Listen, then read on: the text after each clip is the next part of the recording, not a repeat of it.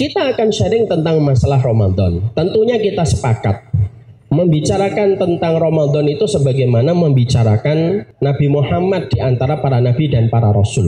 Membicarakan Ramadan itu sebenarnya sebagaimana kita membicarakan matahari di antara bintang-bintang yang ada. Membicarakan Ramadan itu sebenarnya kayak membicarakan Nabi Yusuf di antara 11 saudaranya. Tidak ada yang menjadi rasul kecuali adalah Nabi Yusuf alaihi salam. Bahwasanya Ramadan itu merupakan hal terbaik yang Allah berikan pada kehidupan manusia, yaitu adalah ketika kita mendapati ada Ramadan pada kehidupan kita. Para ulama salaf, para ulama terdahulu mengatakan kepada kita ada 3 waktu prime time, yang mana itu merupakan waktu terbaik manusia ketika mereka melakukan ketaatan kepada Allah. Karena tidak setiap waktu memiliki kedudukan yang sama di sisi Allah. Apa 3 waktu yang disebut dengan waktu prime time, yang merupakan waktu ideal dan maksimal kita untuk melakukan ketaatan kita kepada Allah? Itu ada 3. Yang pertama, 10 hari yang pertama di bulan Dzulhijjah. Itu merupakan prime time yang pertama. Kalian tahu artinya prime time? Prime time itu artinya adalah waktu terbaik. Karena tidak setiap waktu dalam 24 jam itu memiliki kedudukan yang sama. Maaf ya anak-anak, kalian kalau dulu pernah lihat televisi itu ada iklan. Masang iklan di televisi itu tidak sama harganya. Lihat jam berapa kamu pasang iklan. Kalau kamu pasang iklan jam 8 pagi itu tidak sama dengan kamu memasang iklan di televisi jam 8 malam. Kamu pasang iklan jam 10 pagi tidak sama kalau kamu itu memasang iklan jam 7 malam. Kenapa jam 7 malam, jam 8 malam itu harganya mahal? Itu disebut dengan waktu prime time. Apa? Prime time. Maka sesungguhnya pun sama. Analogi sebagaimana televisi ada waktu yang disebut dengan waktu prime time, kita dalam 1 tahun itu sebenarnya pun sama. Ada waktu prime time, di mana pada waktu itu merupakan waktu yang sangat istimewa bagi kita untuk melakukan ketaatan. Dan itu ada 3. Yang pertama tadi 10 hari yang pertama di bulan Dzulhijjah. Makanya sampai kita menjumpai Rasulullah bersabda, "Ma min ayyamin al-amalu salih fiha ahabba ilallah min hadhil ayyamil ashr." Tidak pernah kamu dapatkan satu waktu yang paling Allah cintai untuk manusia beramal salih kecuali sebagaimana 10 hari yang pertama di bulan Dzulhijjah. Makanya orang yang beramal di 10 hari di bulan Dzulhijjah keutamaannya mengungguli orang yang berjihad di jalan Allah. Dan itu terjadi pada 10 hari yang pertama di bulan Dzulhijjah. Ini yang pertama. Yang kedua, waktu prime time-nya kita beribadah kepada Allah dikatakan oleh para ulama terdahulu 10 hari yang pertama di bulan Muharram. Kalau bulan Dzulhijjah identik dengan bulannya Nabi Ibrahim. Kalau bulan Muharram identik dengan bulannya Nabi Musa. Pada tanggal 10 Muharram Nabi Musa diselamatkan dari kejaran Fir'aun. Makanya ada puasa Asyura, dan itu keutamanya besar pada 10 hari yang pertama di bulan Dzulhijjah. Yang ketiga, Masya Allah, yang merupakan waktu prime time kita untuk beribadah kepada Allah itu kapan? 10 hari yang terakhir di bulan Ramadan, yaitu seluruh bulan di dalam bulan Ramadan itu merupakan waktu prime time-nya kita beribadah kepada Allah. Dan bulan Ramadan itu identik dengan bulannya Nabi Muhammad Sallallahu Alaihi Wasallam. Makanya Masya Allah, maka itulah yang disebut dengan waktu 3 itu, yang disebut dengan waktu prime time, yang Allah anugerahkan kepada manusia.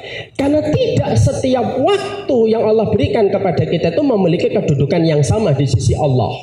Tapi yang menarik anak-anak, itu adalah ketika 3 waktu ini disebut dengan waktu prime time, mana waktu yang paling istimewa di antara 3 waktu itu? Para ulama lalu menerangkan, di antara 3 waktu prime time ini, yang paling istimewa itu adalah bulan Ramadannya. Kenapa bulan Ramadannya? Karena ada satu keistimewaan yang Allah berikan di bulan Ramadan yang Allah tidak pernah berikan kepada bulan-bulan yang lainnya. Apa itu yang kita dapatkan? Insya Allah. Yang kita dapatkan di bulan Ramadan itu adalah Allah tidak pernah memperlakukan satu bulan sebagaimana Allah memperlakukan Ramadan sampai kita menjumpai futihat abwabul jannah wa ghuliqat abwabul jahim wa sufidatis syayatin. Tidak ada satu bulan yang sampai Allah itu menyampaikan di dalam hadisnya, satu bulan itu Allah buka pintu surga, Allah tutup pintu jahanam, Allah kerangking itu setan. Dan itu hanya Allah lakukan di bulan Ramadan. Makanya kalau kita menjelang Ramadan, kita merasakan bagaimana angin sepoi-sepoi surga itu sudah mulai kerasa kepada kita hari ini. Bagaimana kita menjumpai banyak acara, banyak program, itu betul-betul disiapkan ketika menyambut Ramadan. Yang mana biasanya tidak pernah kita dapatkan itu di bulan-bulan yang lainnya. Masjid berbenah, sampai ngecat dinding-dindingnya, sampai kita mendapati banyak orang ketika menjelang Ramadan itu berubah menjadi baik. Kenapa itu kita rasakan di bulan Ramadan? Karena pintu surga sedang dibuka, pintu neraka sedang ditutup, setan sedang dibelenggu, dan sesungguhnya terbukanya pintu surga jangan dianggap tidak memiliki efek pada kehidupan kita. Memiliki efek. Makanya akhirnya ketaatan itu kerasa di bulan Ramadan. Makanya banyak orang kalau di bulan Ramadan itu akhirnya mereka melakukan taat yang biasanya tidak ke masjid, ke masjid. Yang biasanya subuh tidak pernah nongol di masjid, ketika Ramadan nongol ke masjid. Biasanya TV tidak pernah menayangkan acara-acara yang sifatnya religius setiap hari. Kalau pas Ramadan, religius televisi itu. Sampai adzan maghrib yang biasanya tidak pernah, khusus bulan Ramadan, dia menayangkan adzan maghrib. Bahkan maaf, sampai pelaku maksiat saja kalau di bulan Ramadan itu mereka malu melakukan kemaksiatan di bulan Ramadan. Contoh, ada orang pacaran. Naudzubillah min dzalik. Ngomong dia sama pacarnya, "Bang, ketemu nggak bang?" Ramadan ketemu. Haram. Terus kapan ketemu? Habis taraweh gitu ya. Tapi di situ menjelaskan, loh, sampai orang yang bermaksiat ketika di bulan Ramadan pun terasa malu. Makanya sampai kita dapati warteg saja yang biasanya tidak pernah pakai cadar, itu kalau di bulan Ramadan itu warteg itu pakai cadar. Kenapa? Menyembunyikan orang yang makan. Karena orang yang makan yang biasanya nggak malu, di bulan Ramadan itu punya malu dia. Untuk menunjukkan kepada kita betapa luar biasanya Ramadan itu. Makanya disitulah kita akhirnya memahami itulah Ramadan. Makanya setelah kita memahami Ramadan itu sedahsyat itu, satu sisi kita harus paham Ramadan itu bukan hanya sekedar fikih, tapi Ramadan itu ada hikmah besar yang harusnya kita temukan ketika kita menjalankan Ramadan. Banyak orang hari ini ketika menjalani Ramadan hanya sebatas fikih. Pokoknya bagaimana menyegerakan berbuka, mengakhirkan sahur, bagaimana kita nanti ketika tarawih sesuai dengan sunnah. Maka sesungguhnya itu membicarakan Ramadan hanya sekedar fikih. Tapi yang lebih penting daripada itu adalah kita kalau membicarakan Ramadan itu bukan hanya sekedar fikih. Tapi bagaimana ketika kita membicarakan Ramadan itu ada salah satu pelajaran, ada salah satu message, ada salah satu pesan yang betul-betul harus kita lakukan ketika Ramadan, supaya betul-betul ketika Ramadan bukan hanya kita menahan lapar, bukan hanya ketika kita menahan haus, tapi Ramadan itu betul-betul menjadi sebuah pelajaran baik untuk kita. Dan salah satu di antara pelajaran besar yang harusnya mampu kita lakukan ketika di bulan Ramadan, supaya Ramadan itu tidak hanya menjadi sekadar fikih, itu apa? Bagaimana Ramadan itu bisa merekatkan persaudaraan di antara kaum muslimin. Ya, makanya maaf ya, sebelum kita membahas itu saya sampaikan dulu ya, Ramadan sekali lagi bukan sekedar perputaran waktu. Ramadan bukan hanya sekedar siklus tahunan, tapi Ramadan sekali lagi yang nanti Allah akan berikan kepada kita dalam waktu 2 hari lagi insya Allah, atau 1 hari lagi tergantung hilalnya. Maka kita harus paham bahwasanya Ramadan itu betul-betul sebuah anugerah dan kenikmatan besar untuk kehidupan kita. Inilah yang menjadikan kita harus memahami Ramadan itu berharga untuk siapa? Untuk mereka yang betul-betul mengerti bahwasanya Ramadan itu identik dengan surga. Sambilkan sebuah contoh. Saya misalkan punya jam. Ini jam antik misalkan. Saya dapat dari kakek saya. Lalu saya tahu jam ini memiliki histori yang sangat luar biasa. Lalu jam ini sampai ke saya. Saya ingin mengajarkan tentang masalah value kepada anak saya. Anak saya salah satunya Basam. Saya ngajarkan kepada anak saya, nak, ini ada jam. Tolong ya, kamu tawarkan kepada setiap orang yang kamu temui. Dan kira-kira berapa jam ini nanti ditawar sama orang. Anak saya Basam ngambil jam ini. Dia pergi ke pasar. Dia menemukan ada orang di depan pasar. Ditawari dengan jam antik kuno. Tahun 1940 dibuatnya. Orang itu ditawari sama anak saya Basam, Pak mau jam ini nggak Pak? Kira-kira harganya berapa? Orang di depan pasar, dia tidak punya latar belakang tentang jam, dia tidak paham tentang histori dan sejarah. Ketika ngelihat jam itu, dia mengatakan, ini nggak ada harganya nak. Kalau kamu mau makan ketoprak, yuk sama saya tukar itu dengan ketoprak. Kira-kira jam itu sebanding dengan ketoprak. Lalu anak saya jalan lagi, menemukan ada tukang loak di dalam pasar. Lalu ditawari sama anak saya, Pak mau jam ini nggak Pak? Lalu dilihatin itu jamnya ini. Oh ini lumayan ini, nambah-nambahin gram dan kiloan kalau saya timbang. Saya beli ya 20.000, dihargai dengan 20.000. Anak saya ngambil lagi jamnya. Jalan lagi dia. Lalu menemukan ada tukang servis jam. Lalu tukang servis jam ngeliatin aja. Wah lumayan ini jam tua ya. Ya lumayanlah nambah-nambahin di etalase tempat saya servis jam ini. Saya tawar dengan harga 100.000. Dihargai dengan 100.000. Dari ketoprak 20.000 naik lagi ke 100.000. Anak saya jalan lagi. Lalu menemukan kolektor jam antik. Dan dia paham tentang barang-barang vintage, barang-barang tua. Ditawarin sama Basam, Pak kira-kira jam ini dihargai berapa Pak? Lalu kolektor jam antik itu membuka-buka jam. Lalu dia tahu, loh ini historinya panjang ini.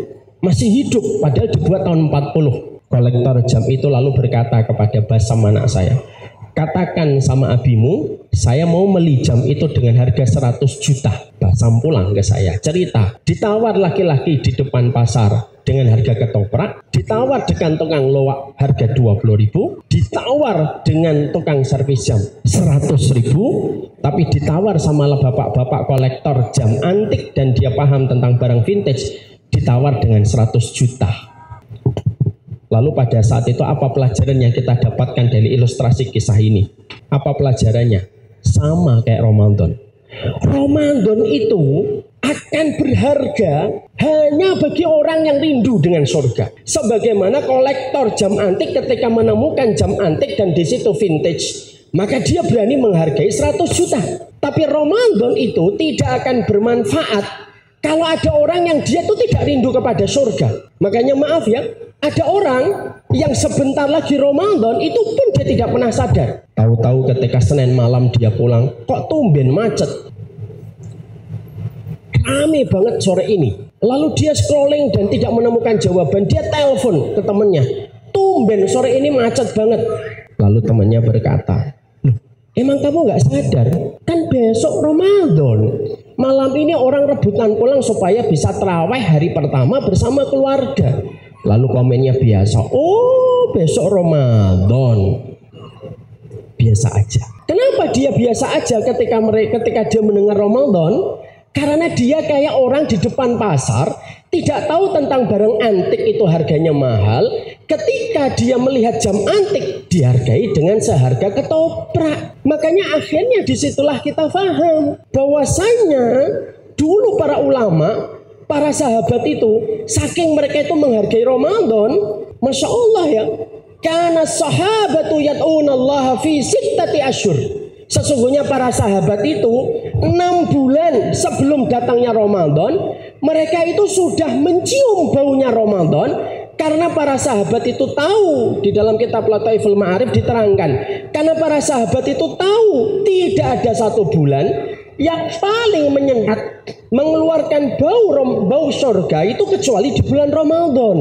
Makanya para sahabat dulu kalau membicarakan Ramadan tidak pernah itu sepekan sebelumnya, tidak pernah 2 pekan sebelumnya. Mereka selalu membicarakan Ramadan itu 6 bulan sebelum datangnya Ramadan. Karena apa? Karena mereka yang paling sensitif terhadap bau surga, dan tidak ada bau surga yang paling mereka ingat kecuali di bulan Ramadan. Makanya kafilah ini agak telat, Ustaz. 2 hari sebelum Ramadan kita baru membicarakan tahap Ramadan, ya kan? Kita ini baru ingat Ramadan kapan biasanya? Iklan sirup marjan sudah mulai banyak, gajah duduk sudah mulai ada, tongguan sudah mulai muncul. Padahal seharusnya kita mendapati bahwasanya harusnya itu jauh sebelumnya. Kenapa? Ramadan itu berharga. Orang kalau hatinya kolektor surga, maka sesungguhnya Ramadan itu menjadi hal yang luar biasa ketika Allah memberikan anugerahnya di dalam kehidupan kita. Cuma masalahnya ketika Ramadan itu menjadi sesuatu yang berharga, kadang-kadang Ramadan itu rusak. Rusaknya Ramadan itu bukan hanya karena tidak puasa, tapi rusaknya Ramadan itu biasanya apa? Karena banyaknya permusuhan demi permusuhan yang ada di antara kaum muslimin ketika mereka menjalani Ramadan, tapi ternyata masih banyak pertikaian dan banyak perselisihan yang terjadi di antara kaum muslimin. Maka ini merupakan salah satu di antara perusaknya Ramadan. Makanya biasanya maaf ya, ini contoh nih. Kayak nanti besok, kayak misalkan nanti malam ataupun besok. Ada orang yang nanti mungkin akan menjalani Ramadan hari Senin. Kayak saudara kita di Muhammadiyah. Ada pula yang kemungkinan besar nanti menjalani Ramadan itu hari Selasa. Karena kadang-kadang kita ketika menjalani Ramadan ada satu kasus yang sering terjadi. Kasusnya itu apa? Banyaknya orang ketika menjalani Ramadan, dia mempersiapkan lambungnya untuk lapar, dia mempersiapkan tenggorokannya untuk kehausan, tapi ternyata dia tidak mempersiapkan hatinya untuk bersih ketika memasuki Ramadan, terutama kebersihan hatinya kepada saudara muslim. Akhirnya yang sering kita jumpai dan sering kita dapatkan pertengkaran, pertikaian di antara saudara-saudara kaum muslimin itu begitu nyata dan begitu banyak, dan banyak orang bertikai di bulan Ramadan tanpa mereka menyadari bahwasanya pertikaian dan permusuhan yang ada di bulan Ramadan ataupun di luar bulan Ramadan itu termasuk salah satu di antara perkara yang bisa menghapuskan amal ibadah di antara sesama manusia. Makanya ini penting kalau begitu. Sebelum Ramadan itu betul-betul kita lakukan, maka yang kita harus lakukan dan harus kita sadari supaya Ramadan tidak hanya sekadar fikih itu apa? Bagaimana kita menempatkan Ramadan kita itu betul-betul momentum sebagai sebuah momentum kuat untuk mempersaudarakan di antara banyak kaum muslimin. Makanya Masya Allah ya, di sini saya ingin menerangkan tentang masalah bagaimana persaudaraan itu merupakan perkara yang penting dalam kehidupan kita. Tentunya seluruh keluarga besar Kafilah International Islamic School, kita harus paham betul persaudaraan itu merupakan salah satu di antara perkara yang tidak bisa dilepaskan dalam kehidupan syariat sunnah. Syariat sunnah itu bukan hanya mengatur bagaimana kita sholat dan bagaimana kita puasa, tapi syariat sunnah itu mengatur bagaimana kehidupan kita itu memiliki sebuah komitmen untuk saling bersaudara. Makanya kalau kita perhatikan satu persatu syariat Allah berikan kepada kita itu salah satu tujuannya adalah mempersaudarakan kita. Kalau kita perhatikan secara jeli dan secara matang dalam kehidupan syariat, mari kita lihat kenapa kita di dalam sholat diperintahkan untuk rapat di dalam saf sholat kita. Sampai dalam satu riwayat diterangkan sawu wala takhtalifu fatahtalifah qulubukum. Maka luruskan safnya kalian, jangan berselisih, karena berselisihnya kita di dalam saf salat itu menyebabkan perselisihan kita di luar salat. Sampai urusan kita salat, kenapa kita harus rapi? Itu bukan semata-mata supaya saf kita tidak diisi setan, tapi ternyata di dalam saf salat yang kita menyelenggarakan salat kita 5 kali dalam satu hari, itu pun dengan sebuah niatan supaya kita bersaudara. Bukan hanya sibuk mencari bahu, tapi bagaimana kita melatih hati kita untuk bertemu, sebagaimana bahu kita merapat di dalam saf salat. Tujuannya adalah persaudaraan. Kenapa kita disuruh ngomong yang baik? Kalau tidak bisa ngomong yang baik disuruh diam. Man kana yu'minu billahi wal yaumil akhir falyakul khaira Aulia smut. Barang siapa yang beriman kepada Allah dan hari akhir, ngomonglah yang baik. Kalau tidak bisa ngomong baik, diam. Kenapa kita disuruh ngomong yang baik? Kalau tidak bisa itu diam saja, supaya omongan kita tidak menimbulkan permusuhan dan pertikaian kepada saudara muslim. Lihat lagi persaudaraan. Perhatikan ketika kita disuruh masak. Nanti kalau kalian sudah punya masakan di rumah, maka kita ini disuruh kalau masak daging, disuruh memperbanyak apa? Disuruh memperbanyak apa?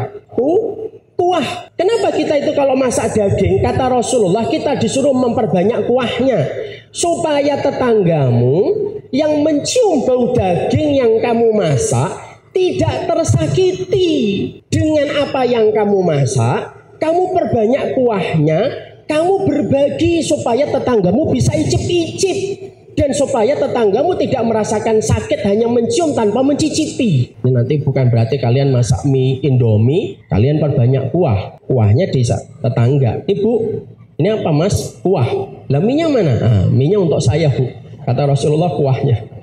Tapi itu merupakan sebuah contoh konkret. Sampai urusan masak pun kita disuruh oleh Allah untuk bersaudara. Bahkan dalam urusan kita, dalam urusan kita berbisik-bisik.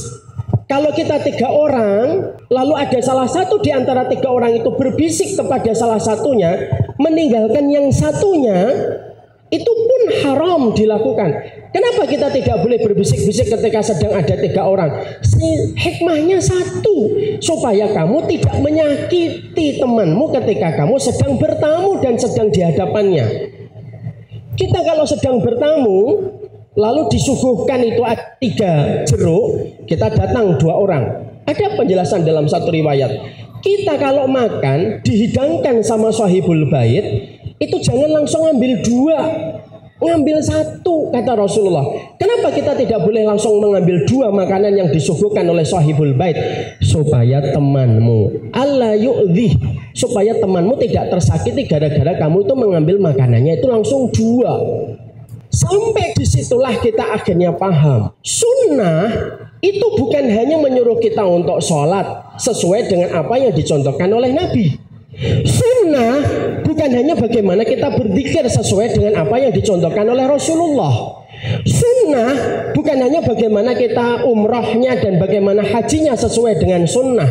Tapi salah satu di antara bangunan asasi dalam kehidupan sunnah, dalam setiap syariat yang Allah berikan pada kehidupan kita, salah satu tujuan syariat sunnah itu apa? Mempersaudarakan antara sesama mukmin. Dan itulah salah satu di antara pelajaran syariat yang sering hilang dalam kehidupan hari ini ketika kita menjalankan agama. Ya? Makanya kita mendapati, ya, Rasulullah itu pernah beliau itu tawaf, lalu di sampingnya itu Ka'bah. Lalu Nabi bersabda, bagaimana sabdanya Nabi?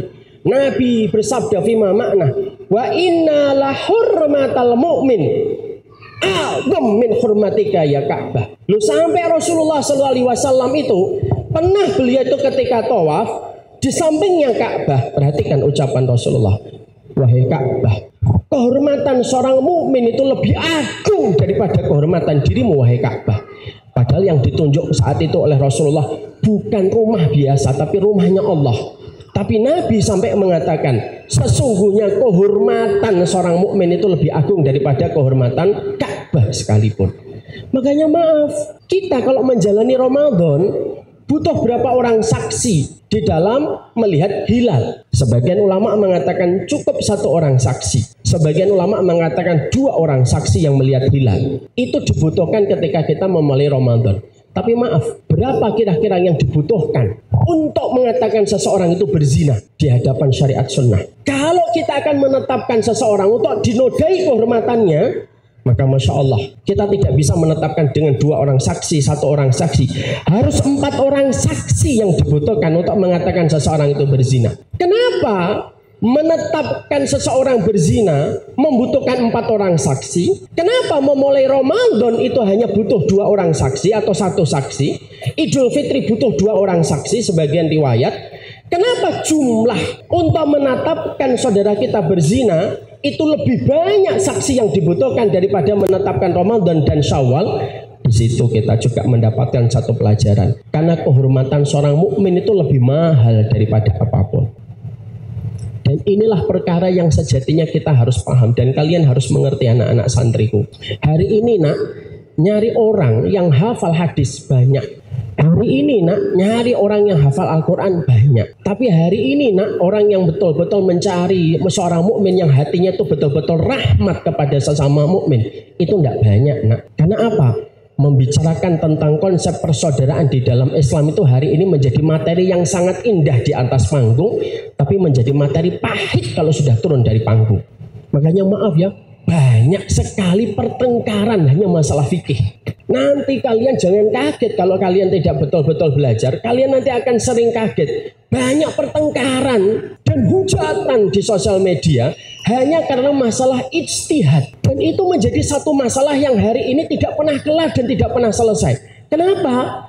Karena memang disitulah kita mendapati salah satu tugas PR besar dalam sunnah itu apa? Mempersaudarakan di antara kaum muslimin. Dan itu bukan perkara yang gampang. Saya ceritakan nak, dulu saya hidup di Kudus. Anak saya tuh tahun 90-an, maaf di Kudus dulu itu masih banyak pertikaian, maaf, antara saudara-saudara kita di NU dan Muhammadiyah. Kalau hari ini alhamdulillah sudah sangat membaik dan kita berdoa semoga kita termasuk di antara orang-orang yang selalu bersaudara. Dulu di Kudus, kalau mau nilai seseorang itu selalu dilihat dulu istihad fikihnya itu di mana. Kalau ada orang sholat, masuk dia ke musola, lalu dia mendengar imamnya membaca Bismillahirrahmanirrahim. Nanti jamaah yang di belakang bisik-bisik NU. Nanti kalau kemudian yang di masjid lalu membaca langsung Bismillahnya pelan, Bismillahirrahmanirrahim. Alhamdulillahirrabbilalamin. Yang di belakang bilang Muhammadiyah, MD. Subuh dilihat lagi, kunut atau enggak kunut? Kunut NU. Nanti kalau enggak kunut MD. Itu dulu saya waktu seumuran kalian ngelihat setiap waktu kayak gitu. Saya tuh seumuran kalian pernah ditanya sama orang ketika saya kenalan, kamu itu kalau iftitah bacanya apa? Allahumma ba'id. Oh MD. Saya tanya lah, kamu apa? Kabiro. Oh NU. Saya bilang begitu. Tidak selesai. Makanya sampai ada guru kalau di Kudus dulu ngelihat dulu. Kalau dia menutup acara kajiannya dengan mengatakan wallahul muwafiq ila aqwamit thoriq, NU. Kalau ustadznya menutup kajian dengan mengatakan wallahu a'lam bisawab, MD. Nah, ada satu guru saya, semangatnya bersaudara luar biasa. Dia tidak mau diciri dan tidak mau dibedain. Dia nutup kajiannya, wallahul muwafiq ila aqwamit thoriq, wallahu a'lam bisawab. Jamaahnya bingung, NU atau MD. Hal semacam itu sering kita dapatkan, nah. Apalagi Ramadan. Kadang-kadang nanti Ramadan kita nanti akan banyak berbeda pendapat. Kamu Ramadannya apa? Senin atau Selasa? Senin. Oh, MD yang ngikutin pemerintah. Kamu nanti apa puasanya? Puasanya Selasa bersama dengan jumhur kaum muslimin. Wah, kamu udah ngikutin royah global. Yang lain sudah kelihatan hilal kok belum puasa. Pertengkaran demi pertengkaran itu terkadang sering kita dapatkan. Kamu berbuka puasa bacanya apa? Allahumma lakasumtu. Kalau saya dapat doma. Dan akhirnya Ramadan yang hakikatnya Ramadan itu membersihkan hati kita. Karena Ramadan itu Allah fungsikan kepada kita supaya kita merasakan apa yang dirasakan orang-orang yang tidak punya. Hilang disebabkan karena fikih. Karena terkadang fikih itu terkadang ketika melampaui batas itu bisa mengeraskan hati. Makanya akhirnya sering saya sampaikan di banyak kesempatan, fikih itu luas, yang sempit itu hati kita. Makanya kalau kita sering sekali di dalam kehidupan kita menjalankan satu ibadah, menjalankan sunnah, lalu kita tidak punya komitmen untuk selalu bersaudara dengan saudara-saudara kita, maka sesungguhnya pertanyaannya, sampai kapan kita akan merawat permusuhan di antara kaum muslimin kalau Ramadan saja tidak bisa menjadi momentum bagi kita untuk saling bersaudara?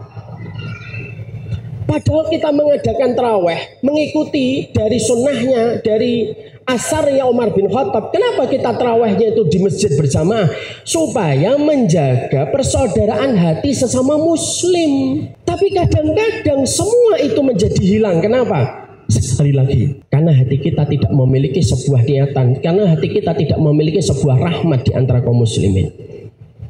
Sekarang mari kita bedah, nak.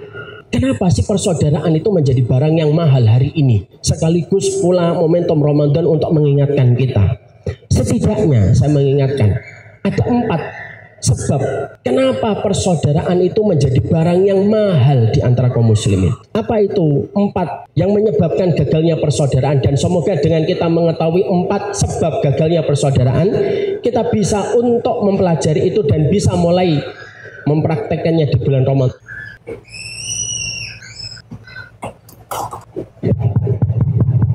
Bismillah. Ya. Kita lanjutkan sebentar, 15 menit lagi, waktunya terbatas. Ada 4 perkara, mungkin makanannya nanti, ditunggu nanti nak, panitia, abang, makanannya nanti diletakkan dulu, ya. Sekarang 4 penyebab, kenapa akhirnya kita gagal bersaudara.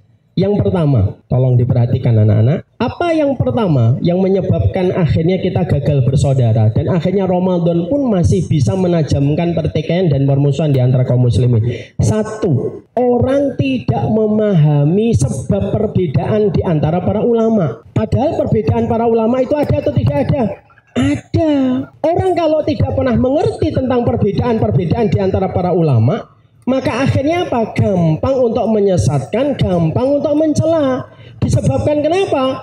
Tidak memahami fikih secara urut, dari taksilnya, dari dasarnya sampai kimahnya, sampai puncaknya, lalu mengetahui masalah fikih hanya sepotong-sepotong, hanya berdasarkan kajian mungkin setengah jam, maka biasanya akan memudahkan seseorang untuk gampang mencela dan gampang menghujat. Makanya akhirnya ketika kita menjadi kaum muslimin, lalu kita merasa diri kita itu adalah bukan ulama, lalu kita adalah menjadi masyarakat muslim yang awam, maka hendaklah bagi kita untuk mempelajari masalah fikih, itu bukan hanya fikihnya, tapi mempelajari masalah perbedaan-perbedaan yang terjadi di antara para ulama. Kenapa? Semakin kamu tidak mengerti perbedaan para ulama, semakin gampang akan terjadi pertikaian dan permusuhan di antara kaum muslimin. Saya ambilkan contoh. Perbedaan para ulama itu apa saja, Ustaz? Saya ambilkan contoh ya, bagaimana perbedaan para ulama. Sini nak, kamu nak. Ini paling rajin ini nulis. Sini saya. Kamu sini. Kamu sini. Sini nggak usah takut.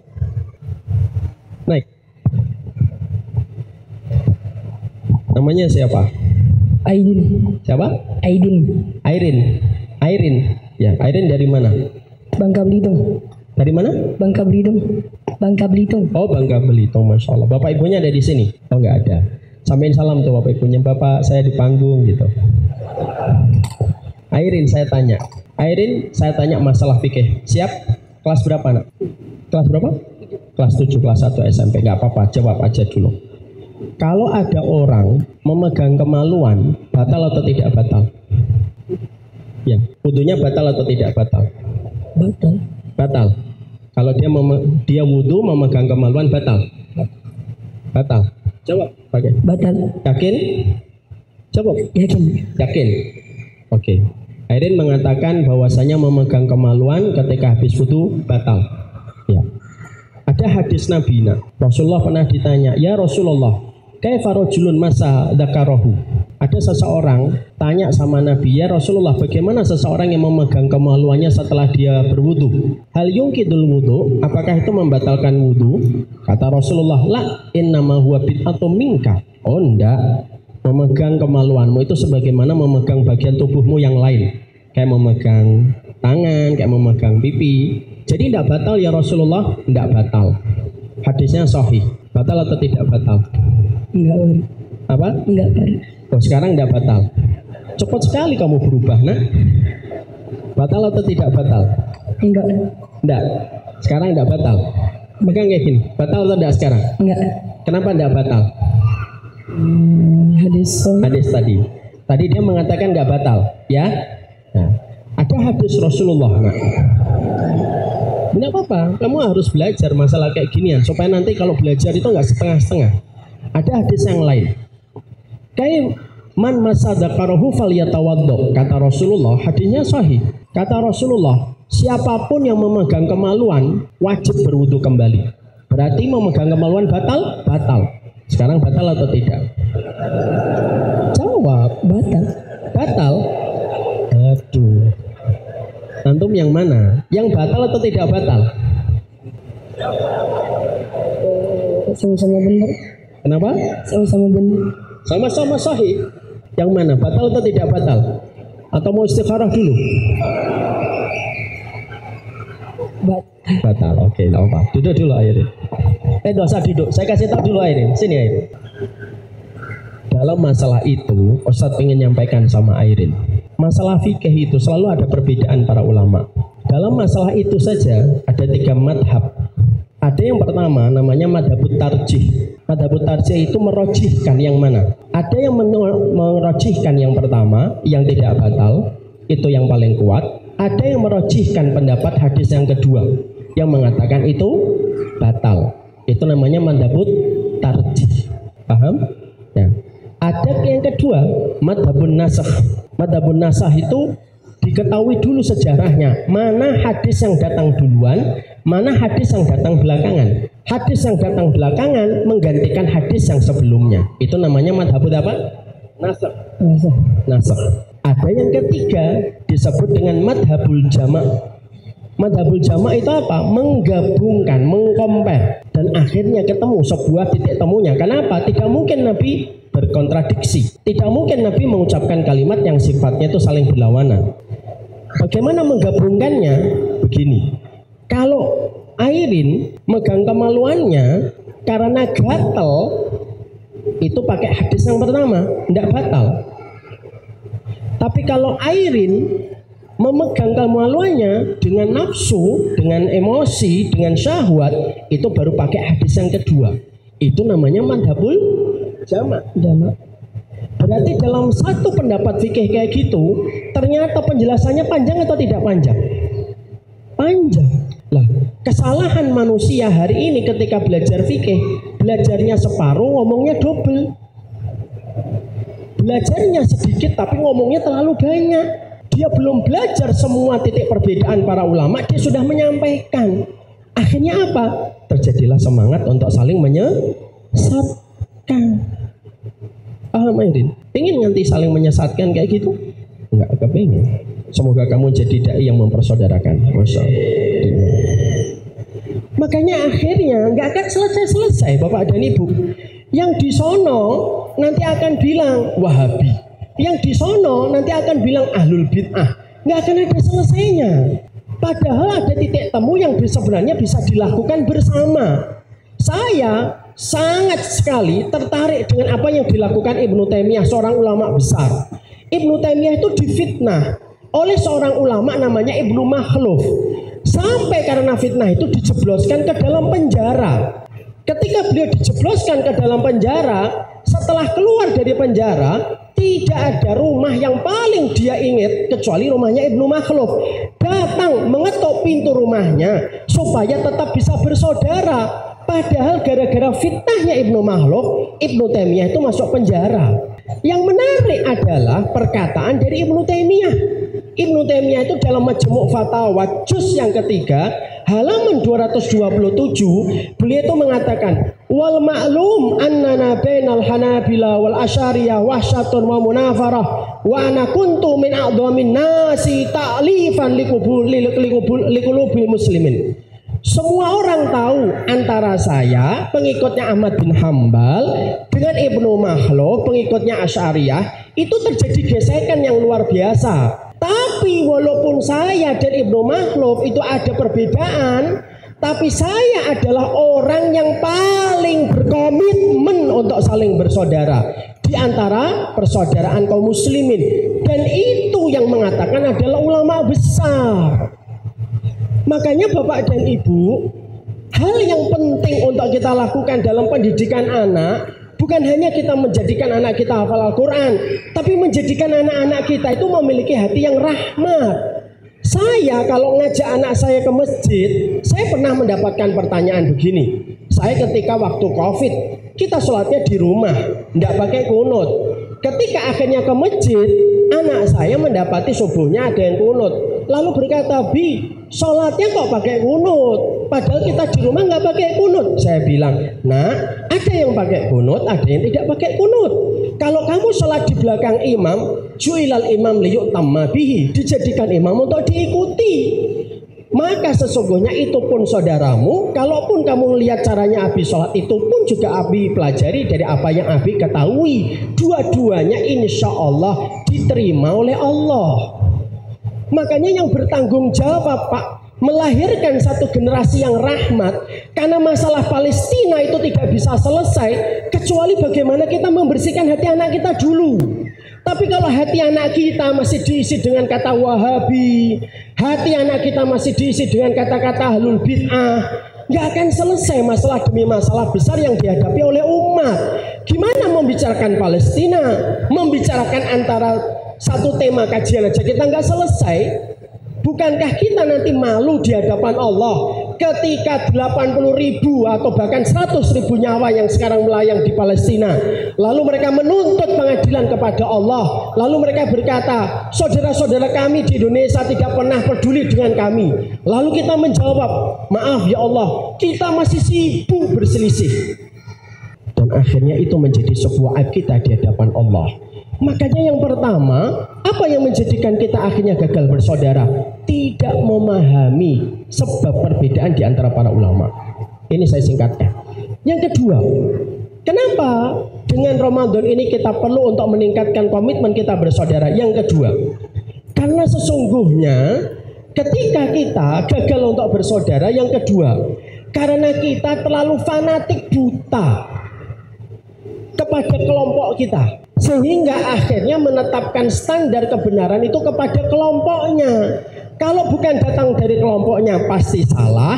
Apapun yang datang dari apapun yang datang dari kelompoknya itu pasti benar. Kemaksuman itu sudah hilang bersama dengan wafatnya Rasulullah SAW. Makanya fanatisme pertama kali muncul dari siapa? Fanatisme pertama kali itu muncul dari orang-orang Yahudi. Orang Yahudi, kenapa mereka menolak Rasulullah?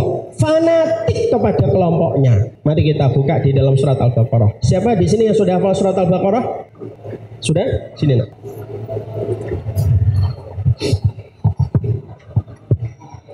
Masya Allah. Namanya siapa nak? Hah? Argetia. Dari mana? Jakarta Selatan. Masya Allah. Sudah hafal surat Al-Baqarah? Masya Allah. Kalau sudah hafal surat Al-Baqarah, nanti kalau meninggal dunia paling lapang kuburnya. Teruskan. Falamma ja'ahum, yang itu ayat 109. 108. Ya.